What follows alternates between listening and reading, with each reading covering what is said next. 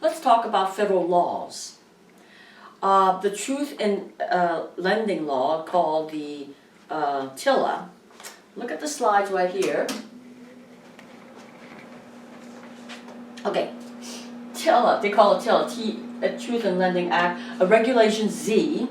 And what this is that it gives you what is called a 3-day right of rescission. You can actually change your mind before it closes. Now, the whole thing is that this only applies to refinance. If it's a purchase, there is no 3-day right of rescission. TILA also, Truth in Lending, also has what is called the advertisement rule. So notice these examples here. If you advertise with anything with a percentage, anything to do with dollar signs, or any kind of numbers, percentage or whatever, you must advertise and you must disclose. You must disclose the percentage of down payment, the terms of the repayment, and then annual percentage rate. You have to disclose all these if you have any of these in your advertisement. Now, if the ad discloses APR, then no more disclosure is needed. All right, now there are some more that we need to talk about, and that is, the next one is called the RESPA. Before I go on to RESPA, I want to just make sure about the APR. On your handout, the APR, what is APR? It's commission, lender's fees, and all the fees. But you must disclose prepaid interest. If this is a no point, no cost loan, prepaid interest must be calculated into the APR. What are the two things that are not calculated in the APR is your credit report and appraisal, because it's already prepaid up front. Okay? So you need to know that on your state exam. The second thing is called the Real Estate Settlement Procedure Act, which is called Regulation X. Regulation X is, they're the one, this act actually created the new good faith and the new application, loan application. What you need to remember is kickback. RESPA does not allow you to have any kickbacks, anything to do with loans. There is no kickback, and kickback meaning if you cannot accept any referral fees if this is a loan, okay? The next one is Equal Credit Opportunity, ECOA. ECOA is kind of a blend of many different items of discrimination. So most of it is that you do need to, if you decline a client because of some credit issue or whatever, you must give the borrower a 30-day a notice within 30 days. The thing that you do need to know is the ethnicity. ECOA created what is called the ethnicity checklist. So when you do a loan application, the loan officer, now it's called MLO, Mortgage Loan Originator, we don't call them loan officers anymore. Anyway, the MLO will check an ethnicity, the race, because the lender, the banks or whatever, have to lend so many percentages of the loans to a certain ethnic background. That is the ECOA. The next one is called the Fair Credit Report Act, or called FCRA. The word is passive. FCRA means if you want a free report and you want to correct your credit report, you call the bureau and they will correct it. They are actually a passive position waiting for you to ask them what to do. The Fair Accurate Credit Transaction, what's called FACT. Now, FACT, FACT, if you delete the first letter F, it's ACT. So remember that as an active mode. So whenever there is suspicious charges on your credit card, and your bank or your credit card company will call you and say, did you charge on this? They are taking an active position, and this is coming from FACT. Okay. The last one is SAFE Act. The SAFE Act means, in the past, if you have a real estate license, you can do loans and real estate. But this SAFE Act has been enacted saying we're going to divide the duties and the licensing will be separate. So if you want to be an MLO doing loans, you have to take a safe course, 20 hours, and then you have to pass the federal exam to get your license. How to qualify a borrower. You qualify, and the lender looks at your income and your debt, and they actually have a ratio, a percentage that they go by. It's a condition by the lender. And let me show you how that works. Okay, PITI is principal, interest, tax, insurance. GMI is gross monthly income. Remember, we're looking at monthly, not yearly. All right? So the formula is PITI divided by the gross monthly income equals this percentage. Now, every lender has different percentages, but we're just going to do the calculation. Debt ratio is PITI plus all the debts that you have and divided by gross monthly income, and that's a ratio over here. So let's do the problem over here, okay? So the problem would be, you have 50,000. Now again, I'm saying yearly income. So we want monthly, so you divide it by 12. Now what your job is to figure out what is PITI. So you have principal, interest, tax, insurance. So you add up all this together to put it over here. See, this is right there. And then you divide it by the gross monthly income. Debt ratio, you do exactly the same thing, except you add the credit card and car loan to the debt. These are PITI and these are debts divided by gross monthly income. Notice the solutions are right over here, and you can look at it. 50,000 divided by 12, okay? Then your PITI is 856 plus 240 plus 70, and then you have this one, and that divided by 4166, 28%. Debt ratio is the same thing, okay, except you add, remember those two, these right here? Okay, so you have car loans and Visa, and you divide it by 4166, 33%.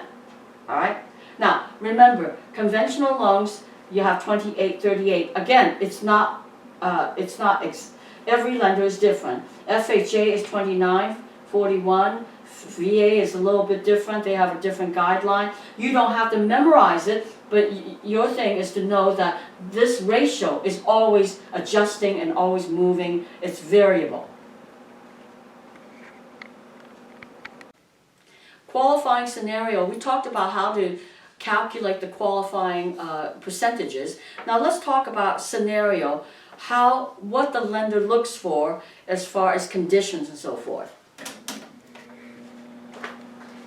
Okay. Now you have a scenario right over here. You have a daughter, low credit score. You have a mother and father co-signing. Mother has high score, father has low score. The daughter is a salesperson, owns the business, on commission, and collecting alimony. 2 years on the job, 3 months bank statements. She has 5% down, it's owner occupied, okay? Let's go over the questions, and then we can go over the answer key in a few minutes, all right? So, which of Anne's income is the most difficult for the lender to verify? Is Anne's self-employment a deficit? What compensating factor would the lender consider to qualify Anne? Since the mother's credit score is high and the father's low, can the father be left out of the loan application? Also, would mother's good credit score help raise Anne's credit score? Because the mother is co-signing. And why is it a rule to have seasoned bank accounts? That means 3 months bank accounts. All right, we'll get together in class and we'll go over the answer. Loan terminologies. Let's go over some of the terminologies that you need to know for just concept. You have to understand the content behind this. Okay, balloon payment. Balloon payment right here is that there are products where it's a 30, that means advertised 30, and it's due in 15 on the 15th after 15th year. And this is a 30 15 product. So on the 15th year, you don't, you pay up. You balloon, it pays up. But a lot of times they refinance out of that. Hybrid loan, remember we talked about the ARM, okay? The ARM like the 5-1, 3-1 and so forth. These are hybrid loans. That means they are the first few years is fixed and then they go into an ARM. It's like a hybrid car. Now, hybrid ARM with 228, those are a same product, but these are subprime products. 228, again, 2-year fixed, 28 ARM. Subprime is, we talked about subprime too, and about the predatory lending. Problem with subprime is that it's got a NINA, it's no income, no asset, or stated income. State your income by your profession, not by your real income, and that's what's causing all this problem. The debt ratio is extremely high, 50 to 55%. Subordination clause is a second lien. That means we're going to talk a little bit about the seller carry. So a lot of times you have a first that is, let's say B of A carries the first, and you need $10,000 more to close, and the seller will come in as a second, and he is subordinate. He has a subordination clause to B of A. A blanket trust deed is more for development, where they actually, they buy up the entire lot, and they have a blanket trust deed. That means for all the units haven't even been developed. So each time a unit has been developed, they file what is called a partial release clause for that particular one that's completed. Loan to value, you have $100,000 for loan, and then you have value for $200,000. You divide it by $200,000 is 50% loan to value, or that requires 50% down payment. Prepayment penalty is there are loan products that you can't pay early, okay? So a lot of times you have like a 2-year prepay penalty, and that means, well, prepayment penalty, I have to clarify, is that if you have a $100,000 loan, you can pay down the first $20,000, no problem, no penalty. The minute you hit more than $20,000, you are penalized. You're penalized, and if you pay down before the due date, that 2 years or 3 years, you are penalized with 6 months interest. Loan points, 1%, 1 point. You do need to know this one, which is mortgage loan disclosure statement, and we don't have good faith anymore. We call it loan estimate disclosure. Huh? You need to know that you have 3 days after the application. You have to submit this now. These are the forms you need to submit, and others. And if your first quote and your last quote is more than 1/8 of the APR, then you have to redisclose.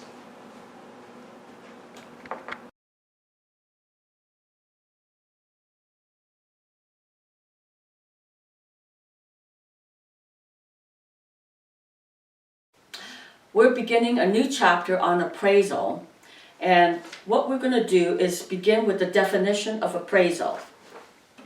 Let's look at the slide over here. There are 2 types of value. There is utility value and you have market value. Now, utility value is subjective, market value is objective. I'll give you an example. Utility value, if somebody wants to buy a house because of the beautiful chandelier, and she doesn't care how much she pays for it, then she is buying it with utility value. Market value means after she bought it, she wants to sell it at whatever the other houses are being sold at, then she's selling it as a market value.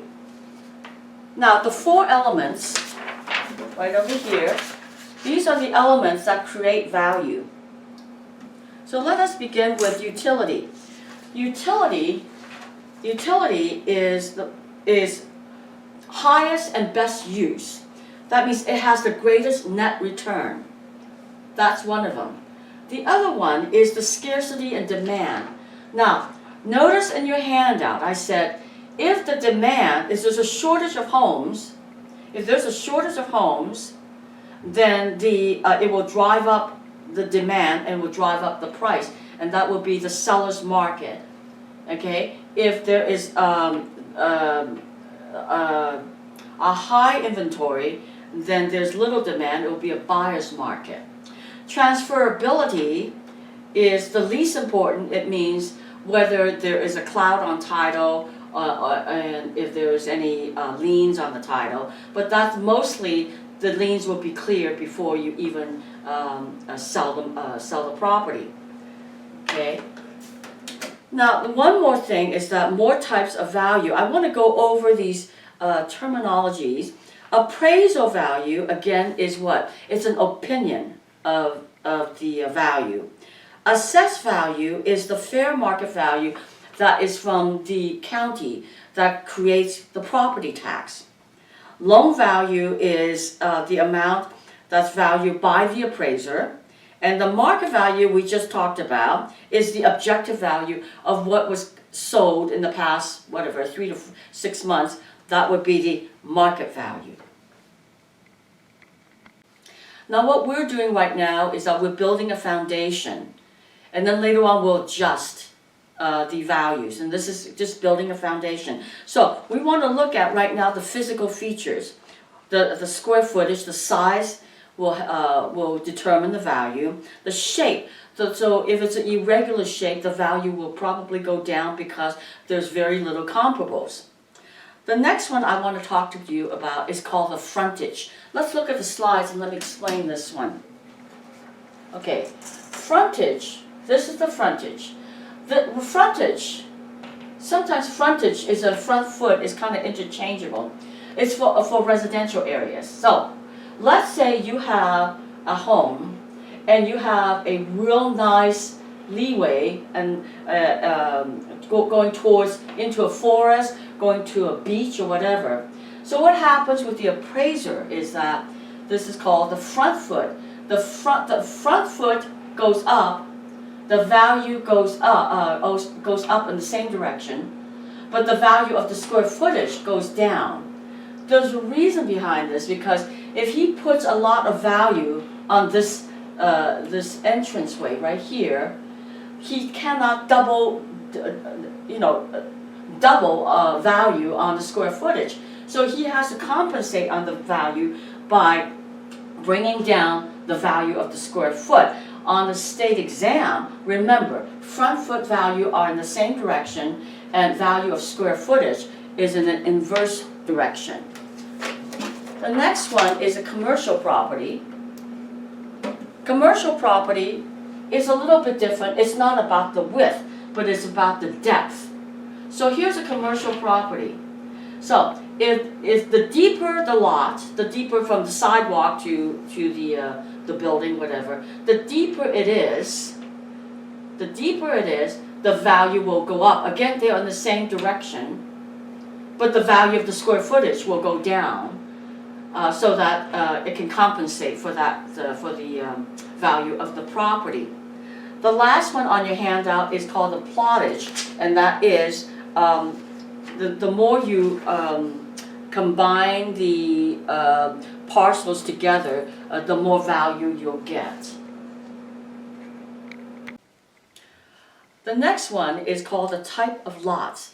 The way the lots are positioned and what type of lot they are will determine the value. Look at the slide over here.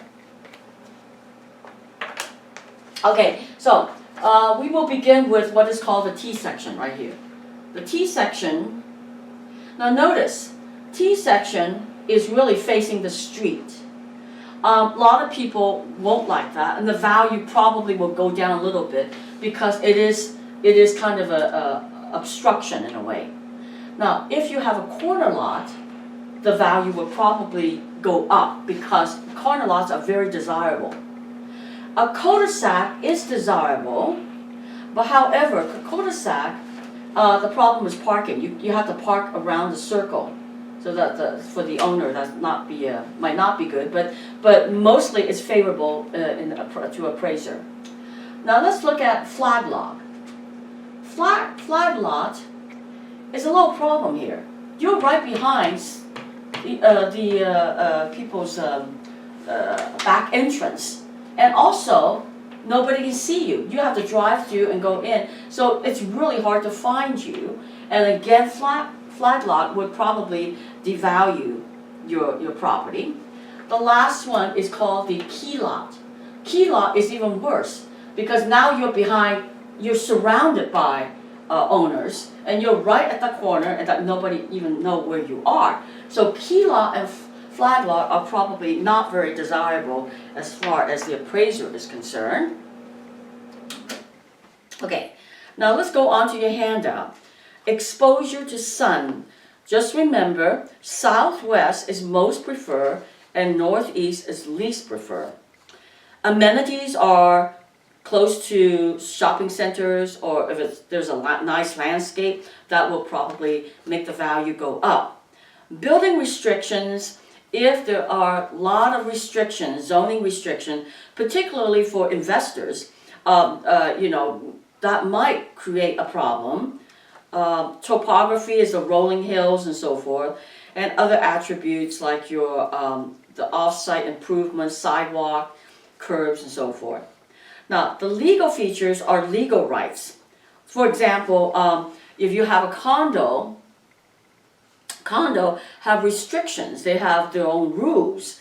Zoning, compare property with other zoning regulations, might create a different type of value. Federal laws and so forth. The other one is the location features, which is if it's a negative factor would be if it's in a flood zone, an earthquake zone, that will actually make the value go down. The four forces that change the value. So the forces would be environment, physical. So physical characteristic would be, is it close to a transportation, parks, schools, that would be considered in a value.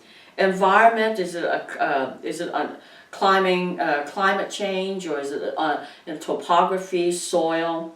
Social ideals, is there a lot of crime rate in that area? Economics is more of, is this area a recession area, or is there a lot of jobs and so forth? And that will create the value. For example, the same house in East Detroit will probably, the value be much less than in Silicon Valley. Now, the principle of valuation is when we start to adjust. Principles are here so that when an appraiser creates a value, he can adjust up or down based on these principles. He has to justify it by saying these. So let's go ahead and look at the principle. Principle of conformity means that if you have, most of these homes, let's say, are tract homes, and you have a home that's completely out of character, that home will probably have a lesser value than it really intended to be, because the conformity, because we cannot find comps for that. Okay, principle of change is more of multiple offers. Let's say everyone's offering at 1 million, but because of the multiple offers, the appraiser will appraise it at 1.5 million based on the justification of principle of change. Principle of substitution is, this is used for the subject property, and they substitute it with different comps to come up with the value. Supply and demand we talked about. Highest and best use. This is very rarely used in the appraisal justification. So that would be the least use in that. Principle of progression. That means if you buy a fixer-upper in a Willow Glen area, that fixer-upper will probably, the value will go up. All right.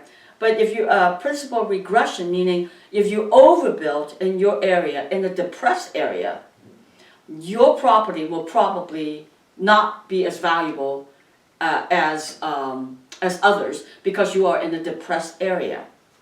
Principal contribution is if you're intending to improve by putting a swimming pool, or you're going to have a second bathroom, the appraiser will definitely raise that value based on the principle of contribution. Principle of anticipation is more of a future. Let's say Santana Row, we anticipate there's going to be more townhomes, this high-rise buildings and so forth, because of the principle of anticipation, we're going to raise that value. All right, let's go ahead and recap and put everything together in an activity. Let's look at a scenario right here. The scenario is, let's say you meet a potential client, a seller, and she treasures her home because her mother lived there and died there, and she wants to sell it at $4 million. But the comparable in that area is really $1 million. And so you need to justify and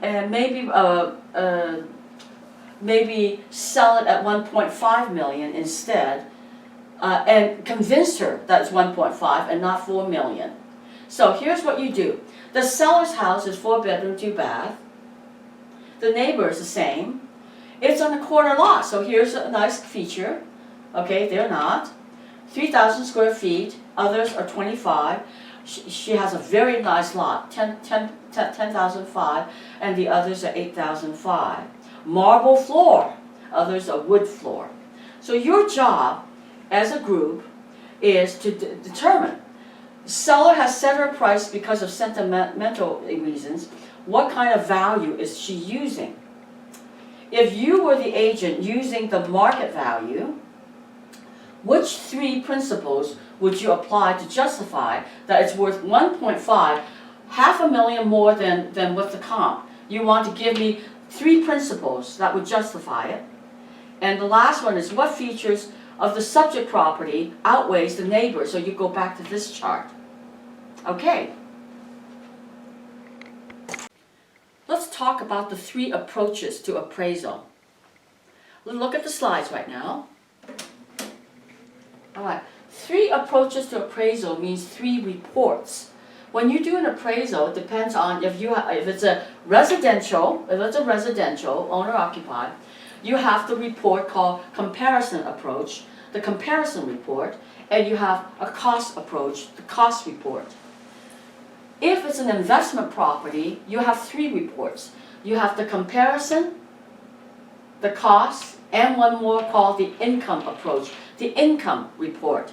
And we'll go into these 3 and show you how all this works. We will begin with the comparison report or comparison approach, which looks like this right here.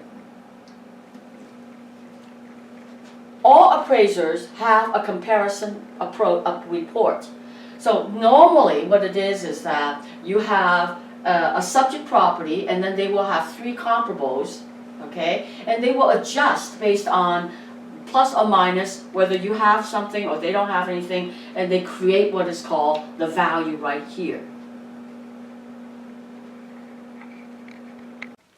The next approach is the income approach. We're going to learn about the different ways of creating a value through income rental properties. The first one we're going to talk about is called the gross rent multiplier.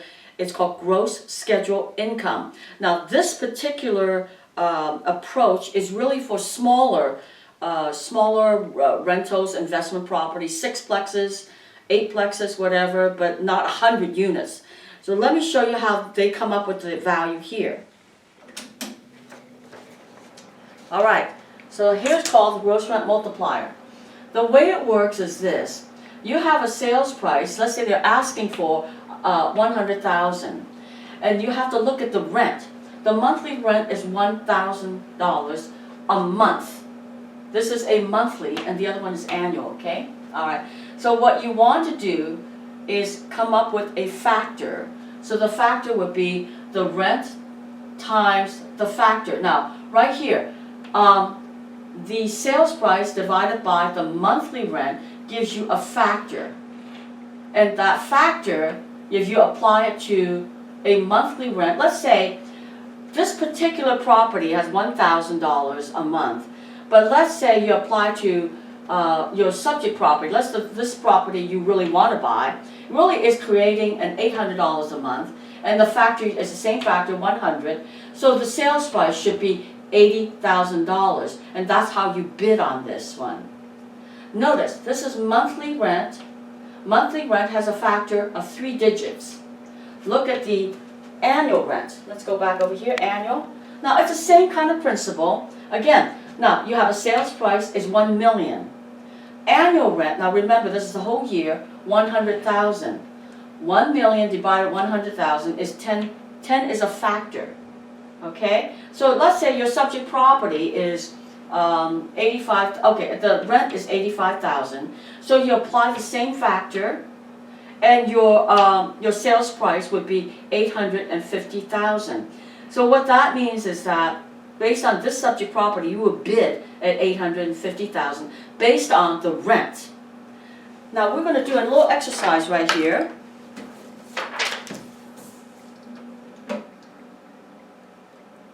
In your handout, of course you don't want to look at the solution, but look at this one. The rent times gross rent multiplier equals the value, or the value divided by gross rent multiplier equals rent. Here is the problem. The problem is if your gross annual multiplier, notice the word is annual, I have a 2-digit number right here. The 12 does not stand for month or years, it stands for a factor. And you have a 1 unit at 575 a month. Again, you have to times 12 because they want an annual. And the second unit is 625 a month times 12. Now, based on this formula, I want you to figure out what the value is. So far, we talked about the gross rent multiplier for smaller units. What happens if you are purchasing particularly commercial properties that are an apartment complex that are 100 units? These are huge. So your valuation is a little bit different. And this is called the adjusted effective gross income. And the formula looks like this. Okay, so what you want is, the formula is gross schedule income. So you want to know what kind of income you are generating from this property, minus the vacancy. Vacancy usually is 5%. We'll go into that a little bit further. Your thing is to know the names of each line item. So if gross income minus vacancy, it's called the effective gross income. You minus all the operating expenses, it's called the net operating income. You select the cap rate, and we'll talk a little bit about cap rate. So net operating income divided by cap rate equals the value. Okay, let's right now talk a little bit about the cap rate. Where does the cap rate come from? The cap rate is really mostly from your mortgage interest. Mostly, but there are other ways. There are investment, stocks and whatever, but most of them, let's say the current interest rate is at 4%. Let's say it's at 4%. And then you decide to have a cap rate of 5%, okay? So then your value will go up. Now notice your handout. If the cap rate goes up, the cap rate goes up, the value goes down. If the cap rate goes down, the value goes up. So the cap rate and value are inverse in relation. But if your income goes up, then value will go up. If your income goes down, the value will go down.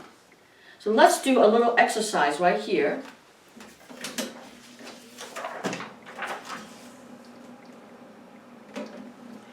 Here's a problem right here. So net operating income divided by cap rate is the value. So you have a 3-unit apartment that rents for $1,000 a month. Vacancy factor of 5%, annual operating expenses $10,000, and capitalization rate is 8%. Now, you go annual rent, that means this is your money right here now, income. Remember to times by 3, you have 3 units, and because it's per month, you want to do it by year, times 12. Then minus the vacancy, 5%. It will give you the effective gross income. All right. Now you have 10%, 10,000 operating expense would be 10,000 minus here. You will end up with a net operating income divided by 8%, and that will give you the value. The third approach is the cost approach. Every appraisal has a cost report. Now in your handout, the type of cost, you can have reproduction cost new, which means that if your building burns down, you want to recreate that building exactly the actual replica, or you want a replacement cost new, which means something of equal but not exact. That's a replacement cost new. To determine the cost, now notice I have these steps now, but you want to look at quantity survey. Now quantity survey meaning it's the most accurate and least used. That means they want to count every nail, every material, lumber. That's really a detailed type of cost. Unit in place meaning if it's a cost per unit. So if it's a 1 bedroom, they automatically assume it is X amount of value. Cubic feet, not only the width and depth, but they also calculate the height, which is not very much commonly used. The square footage is very much commonly used, and this is what we based our cost and the value on. Now we're going to go into a straight line method of understanding how to create that cost. But before we do that, let's look at the 3 words: effective age, economic life, and estimated life. Estimated life means that the total life of the building, that is the estimated life. But economic life means what is remaining. So let's say the estimated life is 100 years, but what is remaining still good, it could be 50 years, 40 years, whatever. That is called the economic life. The effective age is the condition of the building. Now, the effective age, it works like this. The higher the number of the effective age, the less the value. If you have an effective age of 10, that means the building is really torn up. The value will go down. Now I'll show you how it works in the next activity. Okay, so you want to have that effective age. The lower the number, the better. Okay, let's go ahead. So how do you do this cost approach and how do you determine this? We're going to show you how to do what is called the straight line method. All right. Now, in your handout, this could be maybe changed, I'm not sure, but it's the same concept anyway. So you have a square footage of your building, okay, improvement and so forth, $80 per square feet. The current land is $50,000. You have an estimated life and you have an economic life and you have an effective age. So this is where it all comes in. Now remember, land cannot be depreciated, so we put that aside. We begin with the building. Building can be depreciated. All right, this is an income approach now, okay? So you have 2,000 square feet times $80 a square feet. Oh, 40 times 50 equals 2,000. So now you have costing new is 160,000. You have an economic life of 40 years. That means you have 40 good years left over. Now the way it works is that 100% divided by 40 is really 1 divided by 40. You will come up with what is called a factor. That factor is 2.5%. If you have 50 years, then the factor will change. You need that factor to determine the depreciation. So the effective age for this one is 10. Now remember, the lower that number, the higher the value. But look at this one. You have the factor here times the effective age equals 25%, which represent the depreciation. So you have the building of 160,000 times 25%. This is the amount that you have to depreciate. So 160 minus 40 is 120,000. Okay?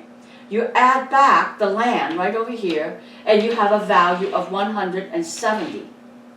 Now here's the thing is right here, if I have the effective age of 5 years, if you can actually go back and do this calculation, if I change that 10 into a 5, your value will go up because your condition is better.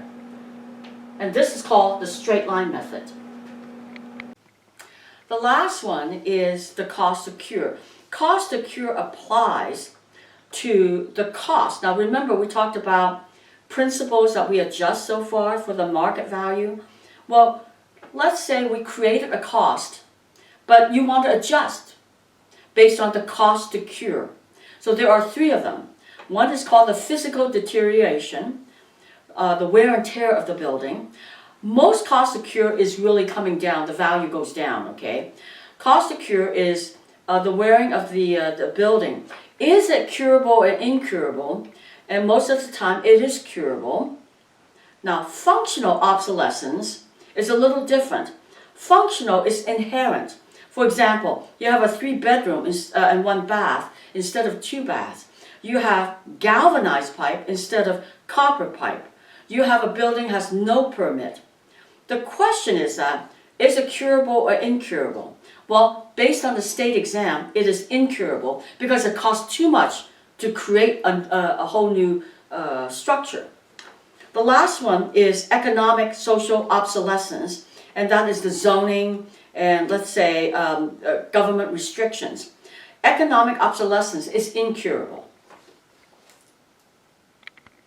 We're beginning a new chapter on taxation, and what you want to learn is when you pay property tax and when is it delinquent.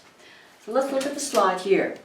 In your handout, I put down no darn fooling around to memorize or to remember what that is. No is November.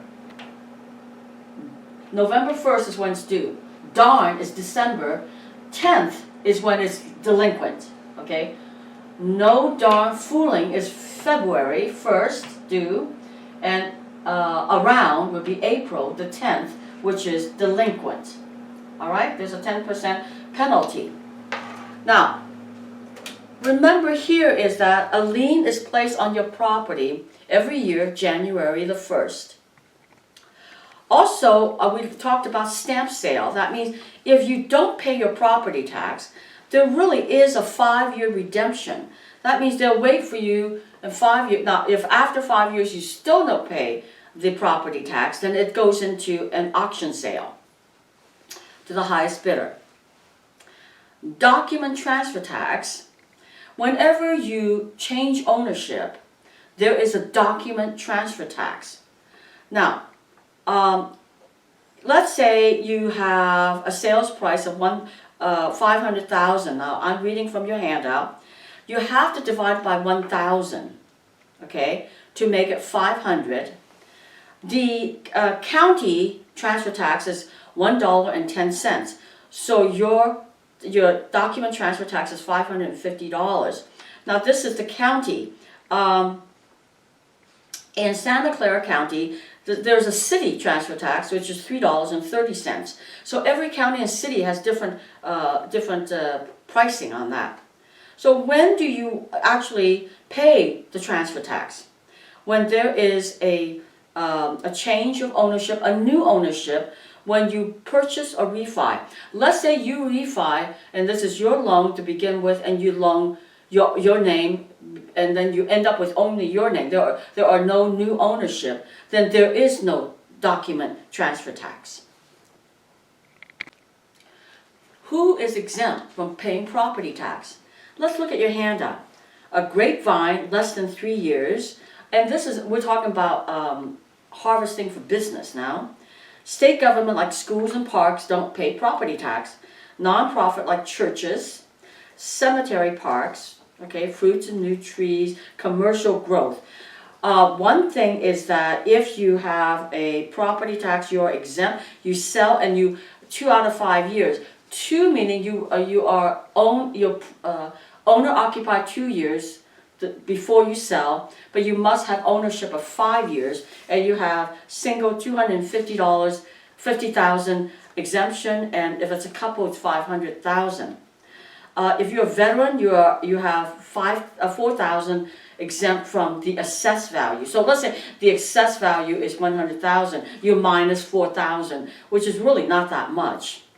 Homeowners exemption is a little bit different from homestead. Remember, homestead is for personal property. Homeowner's exemption is for real property.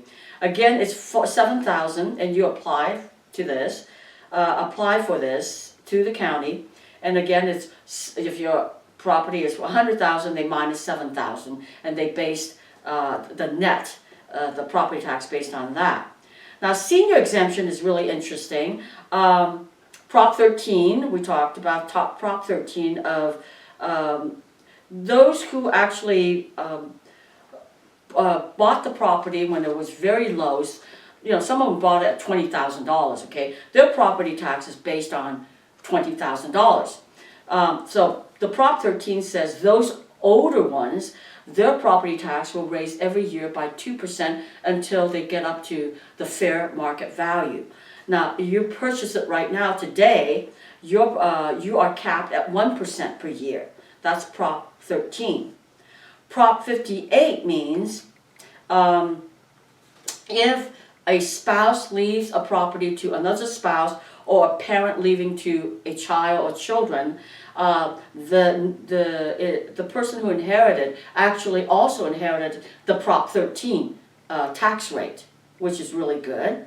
Prop 60 means if you're 55 or over and you want to retain your old base property tax rate, you can purchase under the same county, purchase another home, and you can retain that Prop 13 rate. Prop 90 means if you want to move to another county, you can still retain that Prop 13 rate based on the Prop 90. What about investors? Let's talk about the 1031 exchange and how that works. Now, they talk about like for like. So the question is, if you have a duplex, and now you want to buy a 100-unit apartment complex, is that a like for like? The answer is yes, because it's the intention behind the purchase. If it's an investment to an investment, it is a like for like. If it's a business to business, it's a like for like. And then you can defer your tax. Now remember, you have to buy up to defer that. Okay? And you have 18 months to, property within 18 months to find another property. Now look at the chart, the difference, comparison chart between owner-occupied and rental properties. Now, of course, both of them have interest and property tax deduction. But rental properties, you can deduct repairs and maintenance every year, fees and insurance. Owner-occupied, you cannot. On improvements, owner-occupied, you can only deduct your improvement at the time of sale. But rental properties, you can deduct any kind of improvement on that year as when you file taxes. Depreciation, you can deduct as in rental property. Capital loss, you can deduct, but not owner-occupied. Tax defer, you can tax defer your exchange, but not owner-occupied. We're now on the chapter of math, and a lot of times what I've seen is that you're just thrown with all these math questions and there's no logic to it. So what I have done is to create what is called a magic circle.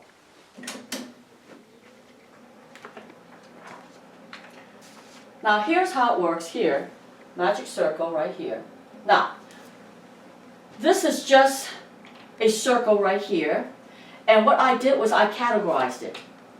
The problems that you're given is based on the category. Now notice, loan, commission, real estate, investment, appraisal, discount notes, and construction are the categories. And the way it works is that the MAID is on top. You see MAID? So interest is on top. Principal is paid. So principal you plug in here. And rate is here. Okay. So if you have a missing, let's say they want to know what the rate is. What you do is that you divide here. If you have a missing here, then you multiply this way. Okay. Now notice commission. Commission under MAID is right here. Selling price is paid is right over here. See? And you just plug it in. Commission is under rate is over here. So these are called the magic circle. The other thing I want to go over is here. Some of the numbers that you do need to remember is 1 acre. Remember, it's 43,560 square feet. All right. 1 mile is 5280 linear feet. All right. 1 yard is 3 feet. 1 cubic feet is 3 times 3 times 3. So some of these are for you to not just, just look over it, just memorize 1 or 2 of those, but this definitely is going to be on the state exam. Now let's present the problems to you and see how you can read this formula. So let's look at the slide here. On your page, okay, so the way it works is, you see number 1, that's your problem number 1, problem number 2. The category is loan, again it's may, pay, see? The outcome we want for this problem is the balance due. So this is the question right over here. Not every question fits into a magic circle. Now the next one, the next problem, what they want is the interest rate. So based on that, I have the plug-in. So I plug in, unplug in, and I want to know what this is. So we divide here, all right? The problem number 3, we want to know the loan amount. So you have again, I plugged in the numbers, and then we want to divide in order to get the answer over here. Also, I want to say is that some of these questions came from the textbook. Now, if you see this line here, also see problem number 9 in the textbook. In your math chapter in the textbook, this came from problem number 9. So you can read the question itself. Now let's look at the next page.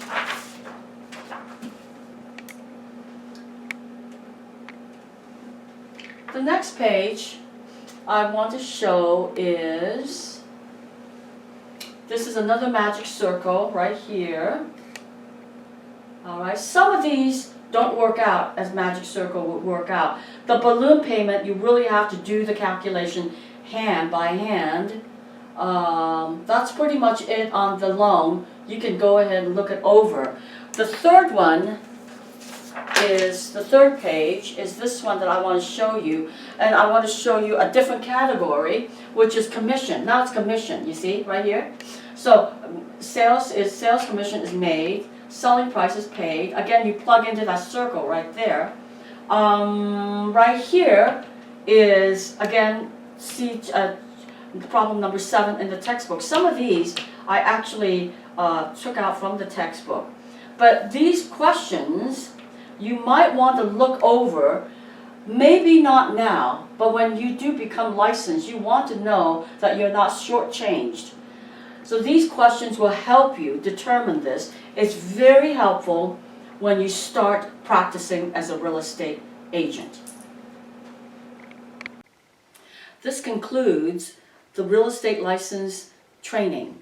I hope you have found the material informative, and I wish you the best in your pursuit in real estate.